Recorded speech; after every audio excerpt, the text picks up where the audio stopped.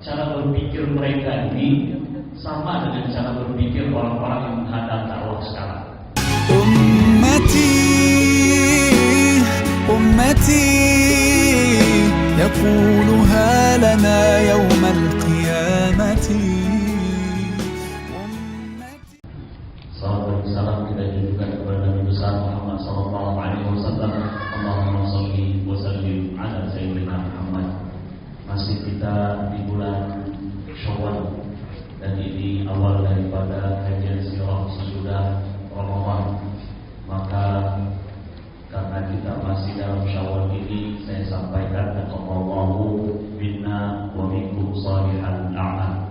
Artinya semoga Allah menerima dari kita dan dari kami amal soleh, dan semoga Allah Subhanahu wa taala mengembalikan kepada umat Islam kebaikan dan keselamatan. Amin ya rabbal alamin. Bapak Ibu jemaah Masjidul Amin yang dimuliakan Allah Subhanahu wa taala, sampai mana kajian kita berhenti saat Ramadan? Sebagian ada yang ingat, alhamdulillah. Kalau tidak ingat bisa dilihat di YouTube yang sudah direkam dan sudah diupload oleh teman kita, di mana sedikit saya mengulang akhirnya saja. Ketika Nabi besar Muhammad SAW berdakwah secara jahriyah, maka disitulah mulai ujian dan cobaan. Ketika Imam Asy-Syafi'i ditanya, wahai Imam Asy-Syafi'i, pilih mana? Diuji atau mendapat kemenangan? Pilih mana? Ayyubtala aw yumakkah?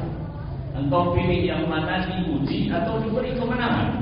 Maka Imam Asy-Syafi'i mengatakan, la yumakkan hatta yubtala.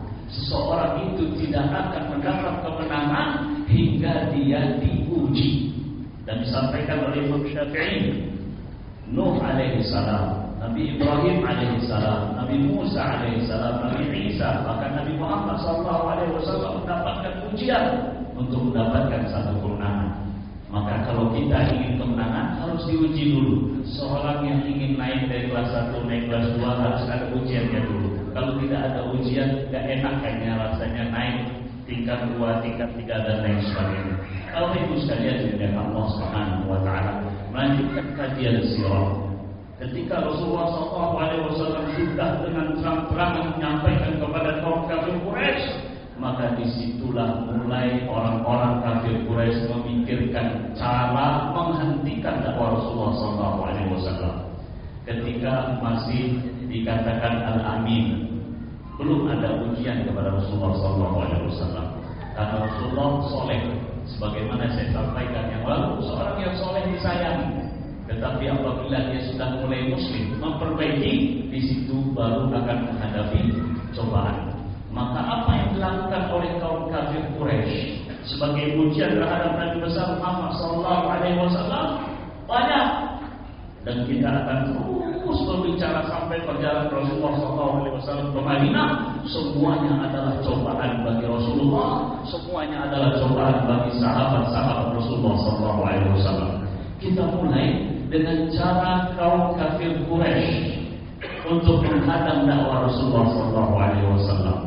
Apa cara yang pertama? Cara yang pertama adalah siapa orang yang dekat dengan Nabi besar Muhammad SAW, yang menjaga Nabi besar Muhammad SAW, yaitu pamannya Abu Thalib. Maka caranya jauhkan pamannya ini dari Muhammad SAW. Cara berpikir mereka ini sama dengan cara berpikir orang-orang yang menghadap dakwah sekarang. Kita akan melihat sejarahnya akan terus berulang.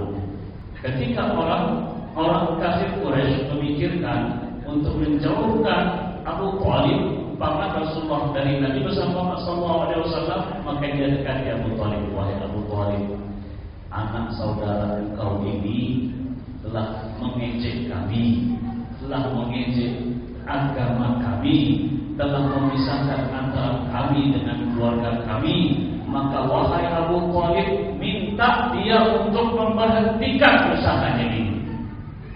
Maka Abu Thalib menyampaikan kepada Rasulullah SAW, wahai Muhammad, sesungguhnya orang-orang Quraisy beranggapan ini bahasa yang disampaikan oleh Abu Thalib.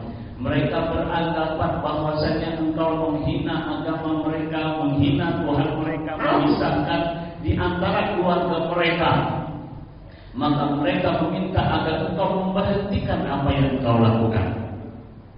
Rasulullah SAW menghadapkan matanya ke langit dan mengatakan, dalam sirah disebutkan halaqa basarahu ila sama. Dia pandangkan mata ke langit dan dia berkata, ma ana bi aqdar an ad'a dzalik. Sungguh aku tidak akan mampu meninggalkan apa yang mereka inginkan. Sebagaimana seseorang tidak bisa menghidupkan api dalam matahari. Matahari yang bersinar itu bila kita hidupkan api, apa manfaatnya? Tidak ada. Maka seseorang tidak akan mampu untuk menyalakan api, sebagaimana saya tidak akan mampu untuk berhenti dari apa yang saya ajak ini. Maka Abu Thalib pun menyampaikan kepada kaum kafir Quraisy apa yang dikatakan oleh Abu Thalib kepada Quraisy. Sesungguhnya ia akan melanjutkan dakwahnya. Pergilah kalian, tarji'u rasyidin, pergilah kalian, berhentikan kami Quraisy untuk menghadang dakwah Rasulullah SAW. Tidak tambah geram. Ini yang namanya pamannya Abu Thalib ini menguatkan safnya. Dengan cara bagaimana? Dengan cara menguatkan antara dia dan Bani Hashim dan Bani Muttalib. Jadi dua kekuatan ini, dua kabilah ini kuat dan menjaga Rasulullah SAW. Tambah geram Quraisy atas apa yang dilakukan oleh Abu Thalib dan atas apa yang dilakukan oleh Bani Hashim dan Bani Muttalib. Maka Abu Lahab berserta dan umatnya memikirkan cara lain. Apa cara yang berikutnya? Masih dalam kata-kata dan menjauhkan Rasulullah SAW dari pamannya.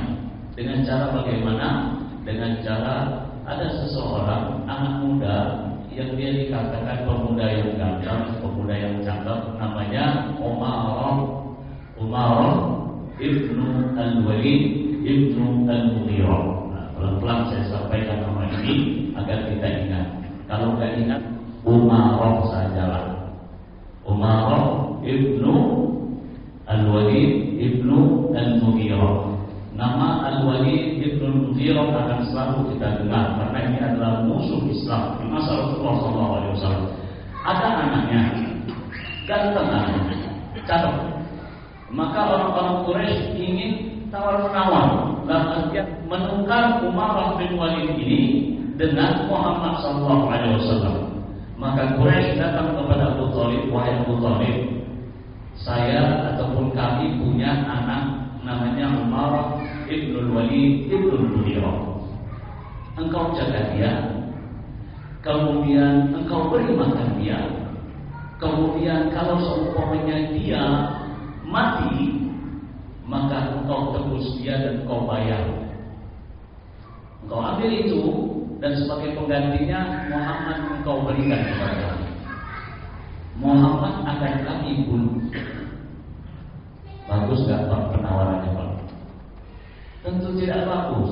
Umarah anak orang Quraisy diberikan kepada Abu Thalib untuk dijaga dan diberi makan, sementara Nabi Muhammad SAW sebagai penggantinya akan dibunuh. Apa kata Abu Thalib? Abu Thalib mengatakan, "Sama tusawwibunani." Sungguh buruk penawaran kalian ini semua. Pergilah kalian. Usaha kedua ini tidak berhasil untuk menjauhkan Abu Thalib dari Nabi besar Muhammad SAW. Ujian terus berjalan. Di antaranya adalah ujian untuk mendiskreditkan Rasulullah SAW, untuk memburukkan nama Nabi besar Muhammad SAW. Sebagaimana sekarang nama Islam itu diidentikan dengan sesuatu yang tidak baik. Ulama-ulama besar diidentikan dengan sesuatu yang tidak baik dan lain sebagainya. Usaha yang kedua ini banyak dilakukan sekarang. Apa usahanya? Ketika itu mulailah nama ini Al-Walid bin Al-Mughirah. Orang cerdas, orang pandai di kalangan kaum kafir Quraisy. Dia kumpulkan orang-orang Quraisy saat akan datang masa haji. Kalau datang masa haji ini banyak orang yang datang. Al-Walid bin Mughirah mengumpulkan orang-orang Quraisy dan bermusyawarah. Subhanallah. Orang kafir Quraisy untuk mengatur keburukan juga musyawarah. Kita tentunya kalau menginginkan sesuatu yang baik, tentunya kita juga musyawarah. Nah, Bapak Ibu sekalian yang dimuliakan Allah Subhanahu wa taala, Al-Walid bin Mughirah berkumpul dengan para orang-orang Quraisy dan disampaikanlah kepada orang-orang Quraisy ini Muhammad sudah mulai mengembangkan sayap dakwahnya. Apa yang harus kita lakukan? Maka di antara mereka ada yang mengatakan bagaimana kalau seumpamanya kita menyebutkan sesuatu tentang Muhammad ini. Kita sebut apalah dia. Maka Al-Walid bin Mughirah mengatakan, kira-kira menurut kalian semua kita sebut apa Muhammad ini? Namun orang yang datang mengatakan, engkaulah Walid bin Mughirah, bukankah engkau orang yang pandai? Namun Al-Walid bin Mughirah mengatakan, ayo sampaikan dulu apa yang akan kami sampaikan. Maka ada yang mengatakan, bagaimana kalau kita katakan dia kahin, dukun? Maka Walid bin Mughirah orang pintar itu saya. Dan dia katakan, dukun, enggaklah. Kalau disebut dengan dukun, saya tidak melihat dia yang takdir, yaitu paman kami sendiri itu. Kalau dukun seperti itu, saya tidak melihat Muhammad seperti itu. Ada pendapat lain, musyawarah juga mereka. Ada yang mengatakan bagaimana kalau kita sebut dia sebagai penyair? Penyair tidak, kata Walid bin Mughirah, karena kata-katanya tidak seperti penyair yang membuat. Ada yang lagi yang mengatakan bagaimana kalau kita sebut dia tukang sihir? Maka Al-Walid bin Mughirah juga mengatakan tidak, dia bukan tukang sihir. Dia tidak ada hembusan-hembusan tukang sihir kan seperti itu. Tidak ada seperti itu. Terus ada lagi yang mengatakan bagaimana kalau kita katakan dia gila. Nah ini yang parah itu Bapak Ibu sekalian. Nabi Muhammad SAW pernah dikatakan gila. Jadi kalau ulama sekarang didiskreditkan, didiskriminalisasikan, biasa. Karena Rasulullah SAW yang maksud, yang dijaga dari dosa, pernah dikatakan gila. 4 perkataan ini orang-orang daripada kaum kafir Quraisy ingin mengambil kata sepakat. Mana yang akan kita sebutkan untuk Muhammad ini? Maka Al-Walid bin Mughirah mengatakan, sesungguhnya perkataan Muhammad itu manis. Ini dipuji oleh Al-Walid bin Mughirah. Tapi sebenarnya hendaknya kita menyampaikan satu kata saja untuk Muhammad. Apa itu? Dia adalah tukang sihir. Logikanya bagaimana tukang sihir? Karena dia memisahkan antara anak dengan bapaknya, memisahkan suami dengan istrinya. Nah, kayaknya tepat ini. Akhirnya mereka sepakat untuk mengatakan bahwa Nabi Muhammad SAW adalah tukang sihir. Dan dipilih waktunya untuk menyebarkan kata-kata ini. Menyebarkan kata-kata ini diberi waktu yang banyak orang-orang berkumpul, yaitu saat orang-orang haji.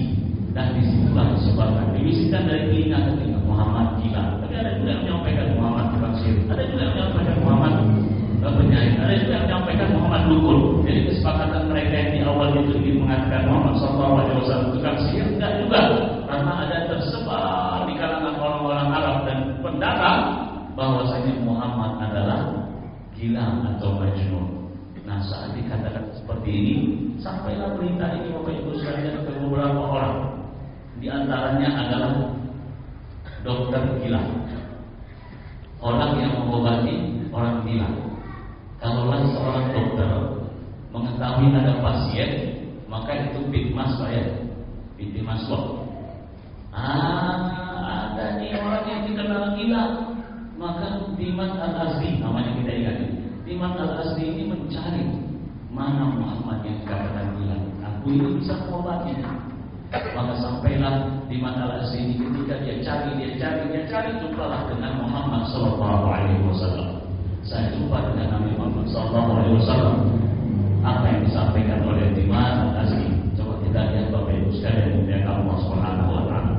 Ketika Nabi Muhammad SAW didiskreditkan, dipuru-purukan, sebagaimana sekarang Islam dipuru-purukan, jangan khawatir, Allah yang menjaga Islam. Akan banyak orang musuh Islam, akan Ketika Imam Al-Asdi datang kepada Nabi besar sallallahu alaihi wasallam, "Ya Muhammad, saya dengar kamu bilang, cobalah kalau semuanya ada datang kepada saya dan ia katakan kepada kita, saya dengar Bapak bilang, bagaimana perasaan kita Pak?" Datang dia ke Bapak, "Pak, saya dengar Bapak bilang, saya dengar berita ini, televisi, di radio dan orang-orang Bapak bilang." Ini disampaikan kepada Nabi Muhammad SAW, "Saya dengar kamu bilang, saya ini bisa mengobati orang gila dan saya orang yang pandai dalam mengobati orang gila." Rasulullah dengar saja dan Rasulullah tidak menjawab sampai dia puas menyampaikan. Maka Rasulullah katakan, "Apakah cukup apa yang kau sampaikan?" "Iya." Rasulullah hanya menjawab seperti ini saja, dan ini diabadikan dalam setiap khutbah. Innal hamdalillah nahmaduhu wa nasta'inuhu wa nastahdihi wa nastaghfiruh. May yahdihillahu fala mudilla lahu wa may yudlil fala hadiya lahu. Asyhadu an la ilaha illallah wa asyhadu anna Muhammadar Rasulullah. Itu yang disampaikan oleh Rasulullah SAW kepada Imam Al-Asdi yang ingin mengobati katanya Muhammad itu gila. Saat mendengar innal hamdalillah nahmaduhu wa nasta'inuhu, ia pun kaget, ia pun mendengar kata-kata ini masuk ke dalam hatinya. Maka dia katakan kepada Muhammad, "Ulangi lagi." Rasulullah katakan, "Innal hamdalillah nahmaduhu wa nasta'inuhu," hingga akhir. Dia katakan, "Ulangi."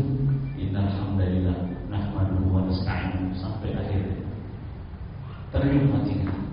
Tertarik dia dengan apa yang disampaikan oleh Rasulullah SAW yang ia tidak pernah dengar. Maka ia ulurkan tangannya. Coba Bapak Ibu sekalian yang mulia Allah. Ketika Nabi Muhammad diulur-ulurkan, orang datang. Bukannya orang ini menjauh daripada Rasulullah SAW, bahkan dengan perkataan yang lembut dari Rasulullah SAW, orang ini mengulurkan tangannya dan mengucapkan apa yang harus saya katakan untuk masuk Islam. Maka dia katakan, "Asyhadu an la ilaha illallah wa asyhadu anna Muhammadar Rasulullah." Imam Al-Asdi bukan orang biasa. Dia termasuk tokoh masyarakat. Rasulullah tahu itu. Maka Rasulullah mengatakan, "Kamu bagaimana?" Dia tokoh. Tokoh ini kalau seumpamanya musuh Islam, di belakangnya banyak. Maka Rasulullah langsung memegang tangannya, sudah bersalaman. Untuk kaum-kamu di mana? Dalam bahasa Arab, "Wa ala qaumi." Bagaimana dengan kaum kamu? Bagaimana dengan orang-orang yang orang-orang ini salut dengan kamu? Wahai Rasulullah, saya bertanggung jawab atas keislaman mereka. Subhanallah. Bapak Ibu sekalian yang Allah Subhanahu wa taala, kemenangan pasti dengan ujian. Dan ujian-ujian ini jika dihadapi, maka kita akan mendapat apa yang diberikan oleh Allah Subhanahu wa taala. Biarlah orang-orang menghina Islam, biarlah orang-orang menghina para ulama yang cinta dengan Islam. Kita berusaha untuk tetap komitmen dengan Islam kita ini. Sesungguhnya Allah Subhanahu wa taala yang menjaga Islam. Islam selamanya benar. Islam selamanya benar dan mutlak kebenarannya. Kalau orang Islam tentu ada salah, sama juga orang. Tetapi Islam pada dasarnya adalah benar. Orang yang menghina Islam akan berbalik kepadanya. Subhanallah, bukti seorang Imam Al-Asdi masuk Islam karena mendengar perkataan-perkataan yang tidak baik tentang Nabi Muhammad SAW. Yakinlah Islam akan berkembang dan Islam adalah agama masa depan. Kalau Bapak Ibu sekalian yang dengan Allah Subhanahu wa taala, insyaallah minggu depan jika Allah memanjangkan umur kita akan melanjutkan kepada cara lain daripada kaum kafir Quraisy untuk menghadang dakwah Rasulullah sallallahu alaihi wasallam. Walau Bapak Ibu sekalian, saya mohon maaf dan